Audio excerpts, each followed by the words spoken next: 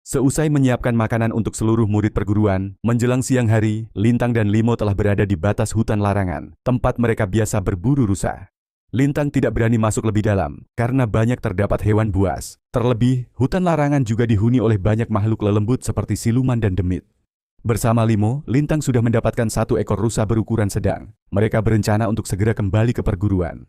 Namun saat tengah berjalan menyusuri belukar menuju perguruan, mereka dihadang oleh 6 murid dalam yang terkenal kejam dan pembuat onar. Silah, Asmaji, Tanwira Banggasora, Suwarna dan Misantanu. Mereka adalah murid sombong yang paling sering mengganggu Lintang. Hahaha, lihatlah si sampah itu, hidupnya kini sudah jadi manusia hutan. Banggasora melompat menghadang Lintang. Benar Kakang, mumpung sekarang tidak ada Nyi Masayu, ayo kita hajar dia. Kini Tanwira yang bicara. Dia tertawa seraya menghunuskan sarung pedang ke pundak Lintang.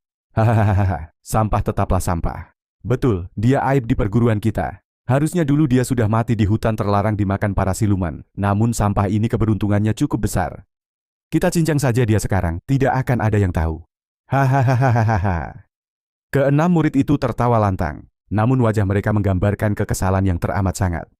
Mengapa kalian begitu benci padaku? Selama di sini, aku tidak pernah menyakiti kalian. Tolong biarkan aku lewat.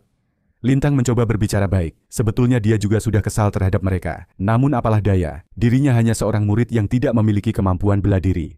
Kurang ajar. Beraninya kau berbicara kepada kami, dasar sampah. BUKKK. Ah! Sebuah tendangan keras mendarat di dada Lintang, membuat tubuhnya terpental sejauh 2 depa, dan langsung memuntahkan darah segar. Rusa yang dipikulnya pun terlempar jatuh. Lintang berguling mengerang kesakitan seraya memegangi dadanya. Hahaha, kau layak mendapatkannya sampah. Misantan tertawa senang menyaksikan Lintang terhempas ditendang oleh temannya, Silah. Limo yang melihat itu tidak dapat tinggal diam, matanya berubah merah karena marah. Dengan ukuran tubuh 2 kali lebih besar dari manusia, Limo berlari cepat dan melompat menerkam Silah yang waktu itu masih tertawa bangga.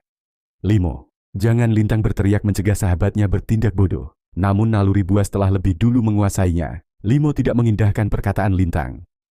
Tubuh Limo yang besar mendarat keras menerkam Silah, membuat pemuda itu langsung ambruk menghantam tanah tidak berdaya. Ah, beruang sialan, menyingkir dari tubuhku. Tidak, Silah berusaha melepaskan diri. Namun cengkeraman Limo sangat kuat membuat dia tetap tidak dapat bergerak. Asmaji yang melihat itu segera menyerang Limo dengan pukulan yang diberi sedikit tenaga dalam. Bersamaan dengan itu, Suwarna juga mengayunkan pedangnya yang masih tersarung ke arah atas, tepat mengenai Limo. Kuii! Limo menjerit keras, tubuhnya melayang tinggi, dan jatuh tepat di depan Lintang. Limo langsung terbaring tidak sadarkan diri. Melihat sahabatnya dalam bahaya, Lintang segera bangkit sekuat tenaga. Dengan susah payah dia menggendong tubuh Limo berlari ke arah timur. Entah apa yang merasuki dirinya, Lintang tanpa sadar mampu memikul beban besar 2 kali lebih berat dari tubuhnya, dan terlihat itu seakan ringan. Banggasora dan kelima temannya membelalakan mata, tidak percaya. Mereka begitu terkejut melihat Lintang dapat berlari kencang dengan menggendong beban berat di punggungnya.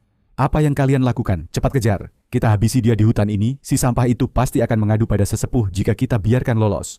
Banggasora berteriak menyadarkan para temannya dari keterkejutan. Selanjutnya mereka mengejar Lintang menggunakan ilmu meringankan tubuh. Seakan tidak terlihat, tubuh ke-6 murid itu melesat bagaikan panah. Lintang terus berlari menyusuri pinggiran hutan. Dia melompat tinggi menghindari belukar dan potongan kayu yang tersisa dari pepohonan tumbang.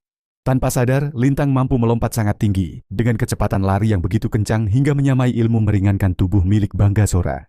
Banggasora adalah murid bagian dalam yang sangat berbakat. Dia bahkan digadang-gadang akan segera mengikuti seleksi ujian masuk menjadi murid inti.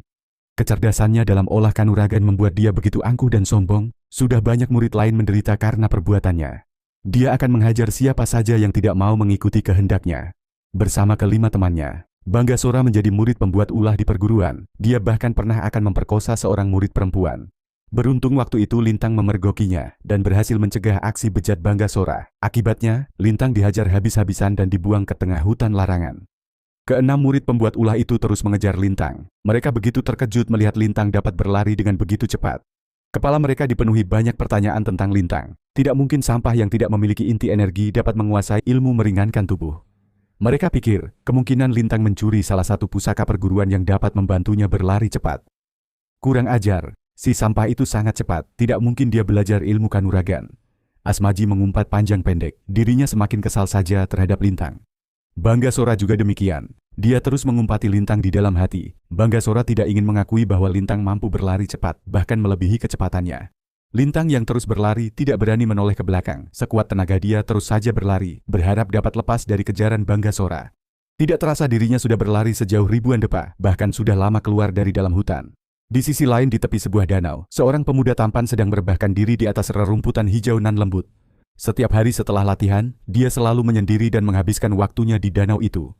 Madulanang adalah salah satu dari 6 murid inti di Padepokan Awan Selatan. Dia seorang pemuda yang tidak pernah bergaul dengan orang lain.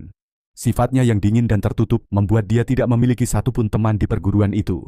Selama 15 tahun, Madulanang hanya fokus belajar kanuragan untuk dapat menjadi yang terbaik dari yang terbaik. Namun prestasinya selalu saja kalah oleh Masayu Sri Kemuning. Seperti biasa, Madulanang kali ini sedang menghabiskan waktunya di pinggir danau. Dirinya akan kembali ke perguruan ketika senja telah berganti malam. Kala itu Lintang yang sedang berlari kencang tidak sadar ada tebing di depannya. Dia terus berlari seraya menggendong Limo. Lintang tidak memikirkan apapun selain keselamatan Limo yang kini semakin melemah, sehingga sebisa mungkin dirinya harus bisa lepas dari kejaran Banggasora. Namun saat dia melompat tinggi menghindari bebatuan terjal, Lintang baru sadar bahwa di bawah sudah tidak terdapat pijakan lagi. Tubuh Lintang dan Limo seketika meluncur jatuh ke dalam tebing. Beruntung tebing itu tidak terlalu tinggi hingga keduanya tidak mendapat luka yang serius. Namun karena dasar tebing yang landai, tubuh Lintang dan Limo terus berguling cepat menuruni bukit yang dipenuhi rerumputan. Tubuh keduanya berhenti berguling ketika menghantam sesuatu yang entah mengapa rasanya begitu empuk. Tanpa peduli pada apa yang ditabraknya, Lintang dan Limo terbaring lemas di atas rerumputan. Limo masih tidak sadarkan diri, sementara Lintang terbaring seraya tersenyum menatap indahnya langit sore. Kuharap mereka tidak lagi mengejarku. Napas Lintang tersenggal karena lelah hingga memutuskan memejamkan mata untuk beristirahat. Tapi beberapa tarikan nafas berlalu, terdengar suara benda jatuh tercebur ke tengah danau. Namun akibat lemas, Lintang tidak mengindahkan suara tersebut.